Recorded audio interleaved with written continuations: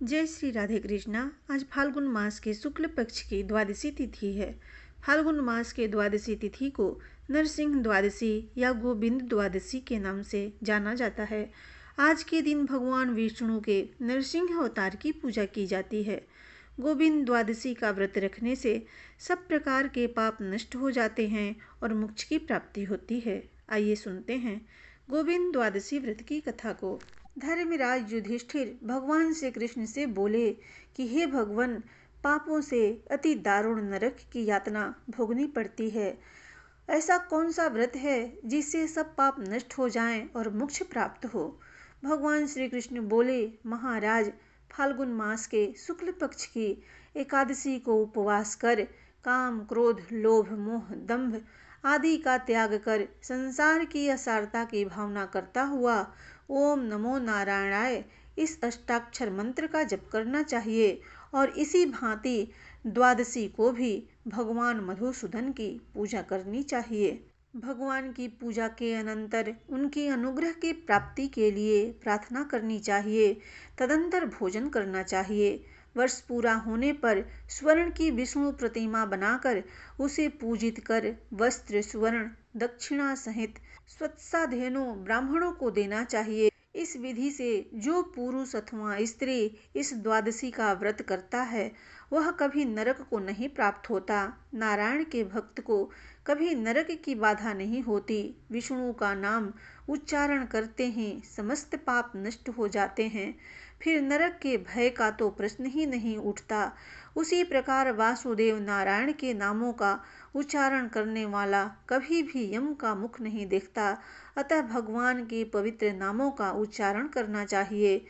राजा युधिष्ठिर बोले, श्री कृष्ण चंद्र, ऐसा कौन सा कर्म है जिसके करने से सभी कष्ट दूर हो जाएं तथा कोई संताप भी न हो। भगवान श्री कृष्ण ने कहा, महाराज, आपने जो पूछा है उस विषय में एक आख्यान का वर्णन करता हूँ। पूर्व काल में विदिशा नगरी में शीरभद्र नामक एक वैश्य रहता था। वह पुत्र, पौत्र, कन्या, स्त्री आदि के भरण पोषण में ही लगा रहता था। फलस्वरूप स्वप्न में भी उसने परलोक की चिंता नहीं की। वह न्याय अन्याय हर तरह से धन का ही उपार्जन करता। कभी दान, हवन, देव पूजन आदि कर्म का नाम भी नहीं लेता था। नित्य नैमित्तिक कर्मों का लोप उसने स्वयं ही कर लिया था। कुछ काल के अनंतर वह वैश्य मृत्यु को प्राप्त हुआ और विंध्यारण्य में यातना देह में प्रेत रूप से रहने लगा। एक दिन ग्रीष्म ऋतु में विपिति नाम के वेद वेता ब्राह्मण ने उस प्रेत को देखा कि वह सूर्य किरणों से संतप्त नदी के बालू में लौट रहा है। उसके सब अंगों में छाले पड़ गए हैं। प्यास से कंठ सूख रहा है और जिह्वा लटक गई है। वह लंबी लंबी सांस ले रहा है। उसकी यह दशा देखकर ब्राह्मण को बड़ी दया आई और उसने उसका वृतांत पूछा। प्रेत कहने लगा, ब्राह्मण, मैं पूर्व जन्म में परलोक के लिए किसी प्रकार के कर्म न करने के कारण ही दग्ध हो रहा हूँ। मैं निरंतर धन, घर, खेत, पुत्र, स्त्री आदि की चिंता में ही आसक्त रहा था और मैंने अपने वास्तविक हित का चिंतन कभी नहीं किया।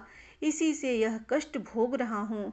यह काम कर लिया और यह काम करना है, इसी उधेड़ बुन में संपूर्ण जीवन व्यतीत करने का ही यह फल है।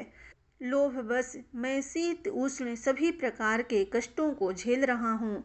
मैंने धर्म के लिए किंचित भी कष्ट नहीं झेला, उससे अब पछताता हूँ। देवता, पितर, अतिथि आदि का मैंने कभी पूजन नहीं किया और यही कारण है कि अब मुझे अन्न जल तक नहीं मिल रहा। अन्याय के द्वारा एकत्र किए गए धन का उपभोग दूसरे लोग कर रहे होंगे, यह सोच सोच कर मुझे चैन नहीं मिलता।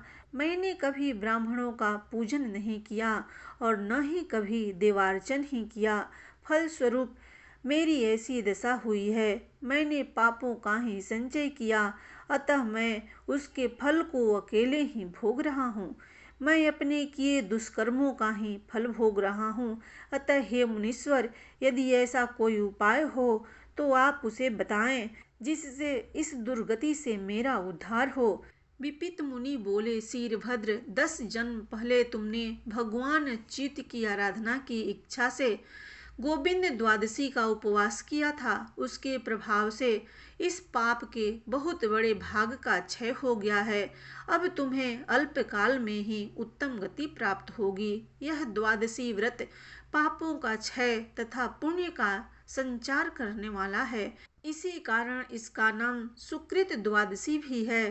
इस तरह शीरभद्र को आश्वस्त कर विपित मुनि अपने आश्रम को चले गए और शीरभद्र भी द्वादशी व्रत के फलस्वरूप थोड़े काल के अनंतर मोक्ष को प्राप्त हो गया। इतना कहकर भगवान श्री कृष्ण बोले कि हे महाराज, यह उपवास का प्रभाव है कि इतना पाप थोड़े ही काल में क्षय हुआ।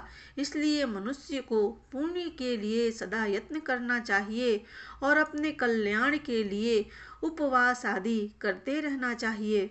भगवान श्री कृष्ण ने कहा, महाराज, बुद्धिमान मनुष्य कार्तिक, वैशाख, मार्गशीर्ष, फाल्गुन अथवा आषाढ़ मास में शुक्ल पक्ष की 10वीं तिथि को स्वल्पाहार कर सायंकालिक संध्योपासना से निवृत्त हो इस प्रकार का नियम ग्रहण करे। प्रभो, मैं एकादशी को निराहार रहकर भगवान जनार्दन की भली भांति अर्चना करूंगा और द्वादशी के दिन ब्राह्मण के साथ बैठकर भोजन करूंगा।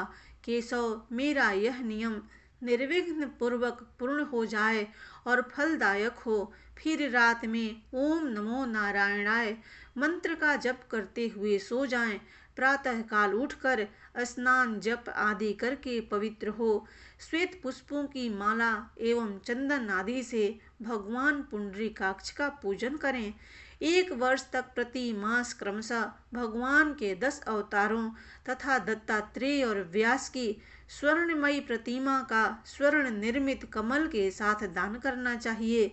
उस समय छल कपट पाखंड आदि से दूर रहना चाहिए। राजन, इस प्रकार यथाशक्ति 12 द्वादशी व्रतों को समाप्त कर वर्ष के अंत में गुरु को लवण पर्वत के साथ साथ गौ सहित शैया दान करना चाहिए।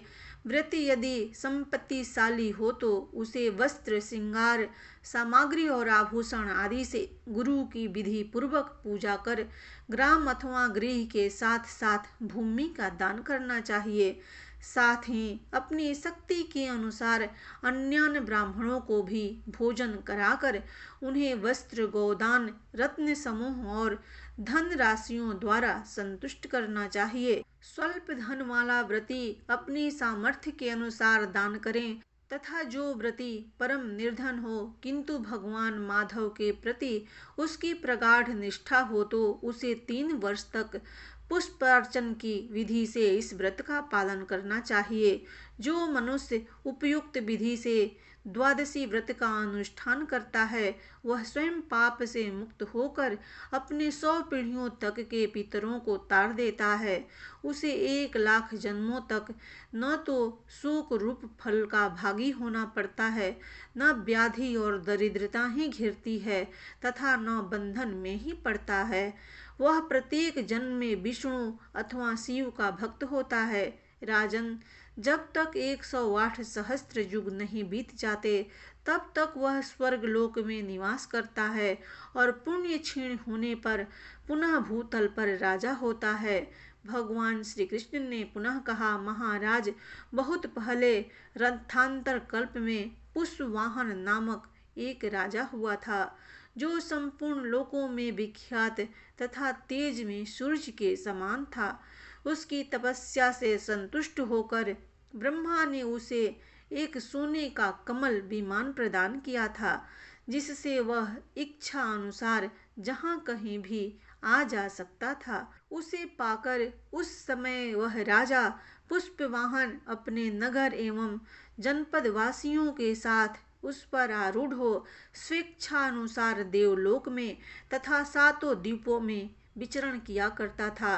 कल्प के आदि में पुष्कर निवासी उस पुष्पक वाहन 7वें द्वीप पर अधिकार था, इसीलिए लोक में उसकी प्रतिष्ठा थी और आगे चलकर वह द्वीप पुष्कर द्वीप से नाम से जाना जाने लगा।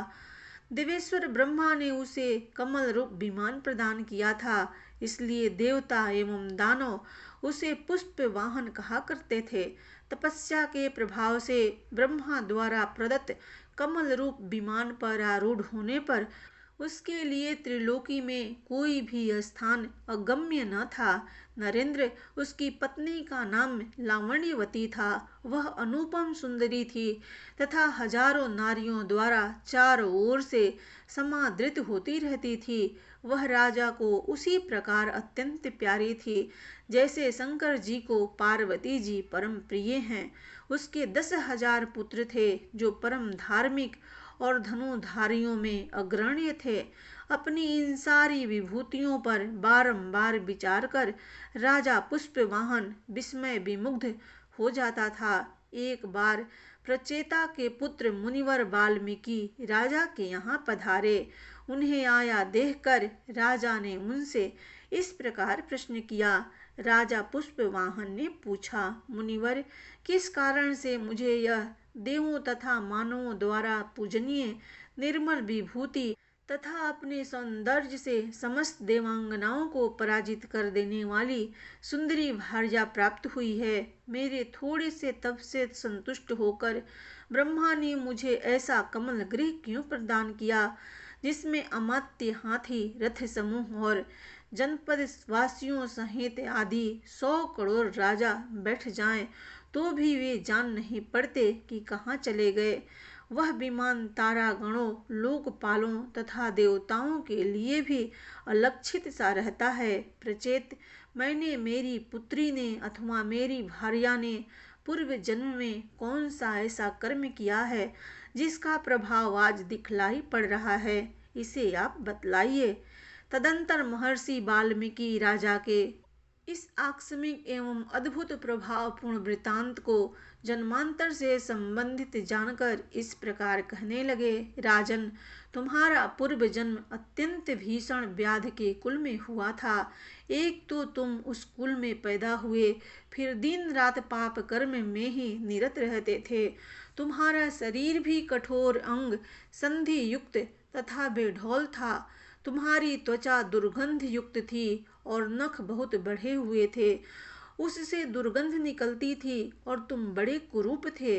उस जन्म में न तो तुम्हारा कोई हितैषी मित्र था, न पुत्र और न भाई बंधु ही, न पिता माता और न बहन ही थी। भूपाल, केवल तुम्हारी यह परम प्रियतमा पत्नी ही तुम्हारी अभीष्ट परमानुकूल संगिनी थी।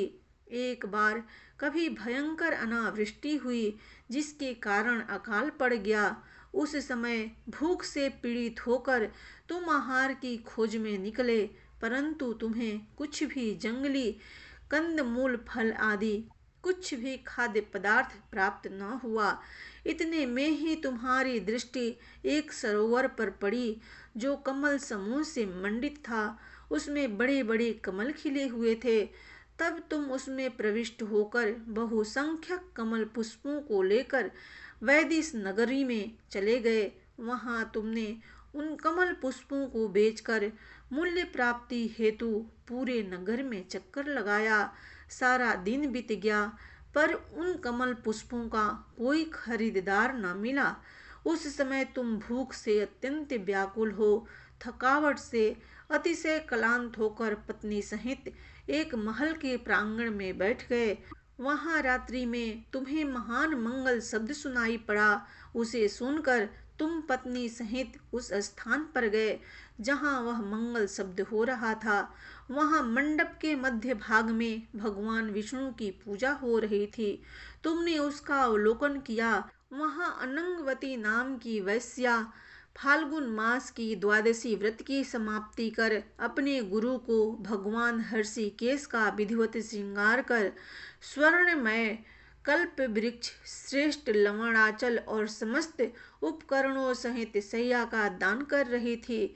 इस प्रकार पूजन करती हुई अनंगवती को देखकर तुम दोनों के मन में यह विचार जागृत हुआ कि इन कमल पुष्पों से क्या लेना है। अच्छा तो यह होता कि इनसे भगवान विष्णु का श्रृंगार किया जाता नरेश्वर, उस समय तुम दोनों पति पत्नी के मन में ऐसी भक्ति उत्पन्न हुई और उसी अर्चना के प्रसंग में तुम्हारे उन पुष्पों से भगवान केशव और लवणाचल की अर्चना संपन्न हुई तथा शेष पुष्प समूहों से तुम दोनों ने सैया को भी सब ओर से सुसज्जित किया। तुम्हारी इस क्रिया से अनंगवती बहुत प्रसन्न हुई। उस समय उसने तुम दोनों को इसके बदले 300 असरफियां देने का आदेश दिया, पर तुम दोनों ने बड़ी दृढ़ता से उस धन राशि को अस्वीकार कर दिया। भूपते, तब अनंगवती ने तुम्हें भक्ष भोज लेह चोष्य 4 प्रकार का अन्न ला कर दिया और कहा भोजन कीजिए, किंतु तुम दोनों ने उसका भी परित्याग कर दिया और कहा वरानने, हम लोग कल भोजन कर लेंगे। दृढ़वते, हम दोनों जन्म से ही पाप परायण और कुकर्म करने वाले हैं, पर इस समय तुम्हारे उपवास के प्रसंग से हमें विशेष आनंद प्राप्त हो रहा है। उसी प्रसंग में तुम दोनों को धर्म का लेशांश प्राप्त हुआ और तुम दोनों ने रात भर जागरण किया। दूसरे दिन प्रातःकाल अनंगवती ने भक्ति पूर्वक अपने गुरु को लवणाचल सहित सैया और अनेकों गांव प्रदान किए। उसी प्रकार उसने अन्य 12 ब्राह्मणों को भी सुवर्ण वस्त्र अलंकार सहित 12 गौएं प्रदान की। इसके बाद सुहद मित्र, दीन, अंधे और दरिद्रों के साथ तुम लुब्धक दंपति को भोजन कराया और विशेष आदर सत्कार के साथ तुम्हें विदा किया। राजेंद्र, वह सपत्नीक लुब्धक तुम्ही हो जो इस समय राजेश्वर के रूप में उत्पन्न हुए हो। उस कमल समूह से भगवान केशव का पूजन होने के कारण तुम्हारे सारे पाप नष्ट हो गए तथा दृढ़ त्याग, तप तथा निर्लोभिता के कारण तुम्हें इस कमल नंदिनी की प्राप्ति हुई। राजन, तुम्हारी उसी सात्विक भावना के महात्म्य से तुम्हारे थोड़े से ही तप से ब्रह्मारूपी भगवान जनार्दन तथा लोकेश्वर ब्रह्मा भी संतुष्ट हुए हैं। इसी से तुम्हारा पुष्कर मंदिर स्वेच्छा अनुसार जहाँ कहीं भी जाने की शक्ति से युक्त है। वह अनंगवती वैश्या भी इस समय कामदेव की पत्नी रति के सौत के रूप में उत्पन्न हुई है। यह इस समय प्रीति नाम से विख्यात है और समस्त लोकों में सबको आनंद प्रदान करती तथा संपूर्ण देवताओं द्वारा सत्कृत है। इसलिए राजराजेश्वर, तुम उस पुष्कर गृह को भूतल पर छोड़ दो और गंगा तट का आश्रय लेकर द्वादशी व्रत का अनुष्ठान करो। उससे तुम्हें निश्चय ही मोक्ष की प्राप्ति हो जाएगी। श्री कृष्ण ने कहा, महाराज, ऐसा कहकर प्रचेता मुनि वहीं अंतर्हित हो गए।